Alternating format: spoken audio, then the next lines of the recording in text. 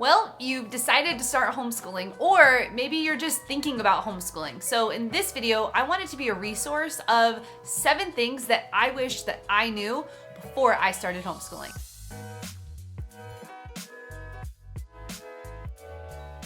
Hey, my name's Heather and I'm a homeschooling mom of 3, and on this channel I do day in the life videos, interviews with other homeschool parents, as well as tip videos just like this. So if you're new here and you want to join the community, go ahead and subscribe. All right, let's grab some tea for this one. When I started homeschooling, I was on the lookout for every video, every Pinterest post, every blog post I could get my hands and my eyes and my ears on. And that's because going into the world of homeschooling is scary. It's unknown. You don't know what it's going to look like or how you're going to do or if your kids are going to learn.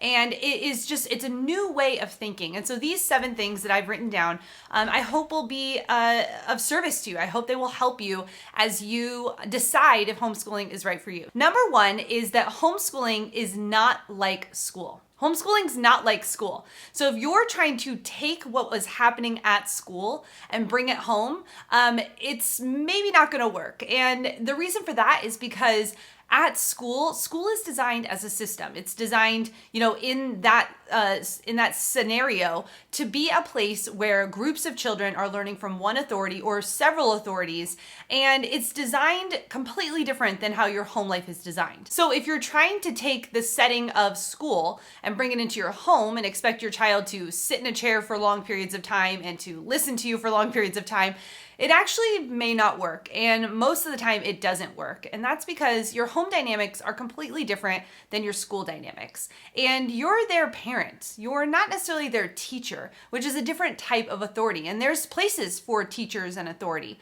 But in the home, that's not actually the best way to go about homeschooling. And this is something I had to learn through the years. But I can tell you that if you don't try and bring school home and you make home a learning environment, it becomes a completely different thing. So number 1 is homeschool is not like school. Number 2, you will probably overplan first. We all do. If you came from a public or a private school system, you were raised with the idea that you go to school from morning until the afternoon, you come home for a little break and there's some homework. You basically felt like you were doing school all day, every day for 13 years. And that's completely different than at home. But because that's what we know, because that's naturally what we think about for school, we think that school at home needs to be planned the exact same way it's planned at school. And again, back to number 1, school at home is not the same. And so you'll probably overplan.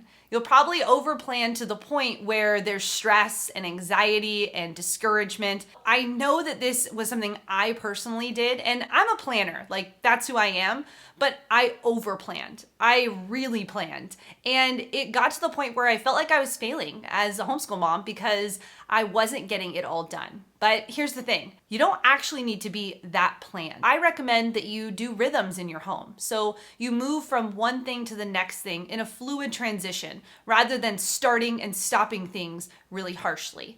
And so you'll probably overplan. So just be prepared to know that when you start feeling the discouragement because you're not getting everything marked off of your list, you might be overplanning. This is good so far? Okay. Number 3 is your kids are actually smarter than you think they are. I know it's crazy, but think about when your kids were babies. Maybe right now you have a 4-year-old, you're thinking, should we homeschool? Should we send them to school? You're maybe just researching right now, or maybe you have a child who was in school and is now home from school, and you're deciding, are you going to keep them home from school as the next year progresses? And here's the thing, your kids are so smart. They are little geniuses. And think about this. When your baby was a baby and they started to learn how to crawl and to walk and to hold things and to talk and to eventually run and eventually be curious about everything in their environment, that actually is still in them right now. And so as you move into the homeschool year, whether that's with a 3-year-old, a 4-year-old, a 10-year-old, or a 15-year-old, I want you to just remember that your kids are actually smarter than you probably think they are. which means that they're curious about so many things. They already have gifts and talents that have been given to them that can go right into what they want to learn. So I just ask you, as you move into what this homeschool year is going to look like, that you just take a step back, you look at your kids and you go, wow, you're really smart. Number 4, before you start homeschooling, here's what I want you to know. If all else fails, read to your kids. That was one of the best mottos that I learned as a new homeschool mom. If all else fails, I will get reading in, because reading is so important. You know, this can start as early as when you have a baby and go all the way through high school. I mean, even now, I'm an adult and I love audiobooks. I love reading books. I love being read to when my kids are reading to me. There's just something about reading. So if all else fails, grab a book. And I'll link down a really great book in the resources below that I read through called The Read Aloud Family by another homeschool mom. She wrote this book and it really impacted my life. And I know thousands of other homeschoolers and non-homeschoolers alike. And really, it just talks about the power of just reading to your kids. You can literally design your entire curriculum around just the books that you're reading. It's so impactful that we read to our children, and not one of those, I'll read to my kids for 20 minutes a day, but really, sit down with them, be in your PJs, make it fun, make a fort, go on an adventure and bring a book along. These are the type of things that your kids will remember. And then discuss the stories as you're reading through it. So many questions are going to come from your kids, and that is the spark of curiosity that will lead you right into child-led learning. Number 5, now I just mentioned child-led learning, and that could be a new phrase for you. I recommend the resources down below if you are interested in even what that means. I know when I was a new homeschooler, I realized that it wasn't going right. The things I wanted to teach my kids weren't necessarily the things that they wanted to learn. And man, we had real breakthrough in our homeschool when we shifted our mindset on what home education was. So tip number 5 is actually that you don't have to do every subject every day, or even every month, or even every year. I know, it sounds crazy, right? Because I grew up in school. I went to high school, I went to elementary school, then middle school, then high school. And I learned every subject almost every other day. I had, a chart that I would go through, a schedule I would go through. And it became just a repetition of knowing I would go to language arts or English. I had math class, I had an elective, all of those things. Well, here's the thing. When you're home educating your kids, you actually don't have to cover every single subject. That's where a lot of times you feel completely overwhelmed. When you start researching into the homeschooling world, you're gonna see all of these resources that are available to you and all these people that are telling you should be teaching your kids a plethora of things. But here's the thing. I think that we already know what's right for our kids. When it comes down to it, like as the parent, you already know what's right for your kiddos. And so when you think about what should I be teaching them, or how often should this happen, or should we get through the whole history book this year? Because if we don't, they're gonna fall behind. Well, let me just tell you, it's not true. That's a myth that is circulating in just like our world right now. And it's not true. There really isn't such thing as behind. And so maybe this year you want to really dive into nature and science, and through that it goes into animal studies, and through learning about animals you're learning about the culture, or you're learning about the geography of where these animals are. It'll shift through these different subjects, but rather than trying to force the subject, it really helps if you just are there and decide, as a family, we want to learn these things. So take the pressure off of yourself. If you're not clicking all the boxes or checking everything off, it's okay. If you need to take 2 years to go through a book rather than 1 year, that's okay. So that's tip number 5 for you. Okay. And tip number 6, please do not go out and buy everything. Think about this.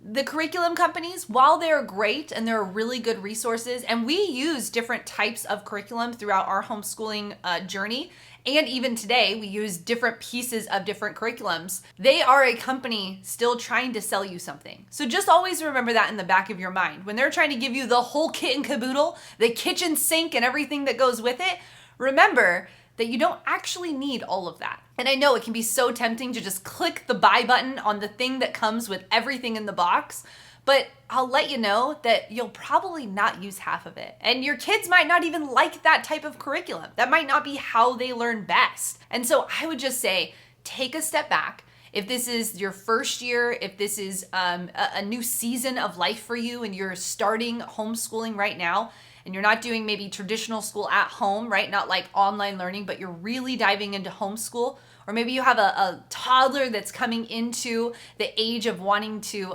teach them at home. Just know that you can really get by with a library card, access to YouTube and some documentaries, some pads of paper, some great things to make some crafts with, some paint supplies, and some pencils. That's really all you need. It sounds crazy because we think we should have all of these things, but really, there are so many resources right at your fingertips that are either free, low cost, or that you can find right on the internet. So don't go out and buy everything. Now, if you choose to down the road say, you know what, Heather, I actually do want to just get the whole box. I'd rather get the kit and the caboodle, then that's fine. But I would recommend save your time, save your money, save the anxiety for another thing. My last tip for you, and I think is actually the biggest tip for you as a upcoming homeschool mom or new to the homeschooling world, is for you yourself to educate yourself on homeschooling. Now, this doesn't mean that you need to go out and read a plethora of books about homeschooling, but I've linked a few different resources down in the description box below if you want to check them out. These are some books that I found really valuable in transforming my mindset around what home education was. They really allowed me to start to see, wow, even the system of school is set in place for a certain reason, but that's not the reason that I should be educating my kids at home. You know, I'm a believer, and so for me, it was really important that we bring our faith into our homeschool. And I think it's important to know that there are certain resources that are available to you depending on where you are in your journey of understanding home education. So I've linked some of my favorite books below that really transformed my mind, my husband's mind, into what we really wanted our kids to be learning. And I'm not against, letting them learn about all of the world and all of the different things that are happening in the world, but we just want to be the ones that are presenting it to them in the right light. We want to be the ones that are presenting it to them in the way that we feel as parents we have been entrusted to do so. And so I really implore you that if you've not listened to an audiobook, gotten a book from the library yourself, bought a book on Amazon about home education, that should be your next step after this video. And if you like this video, go ahead and give it a thumbs up. I love creating content for you, so let me know down in the comment section below what you are struggling with.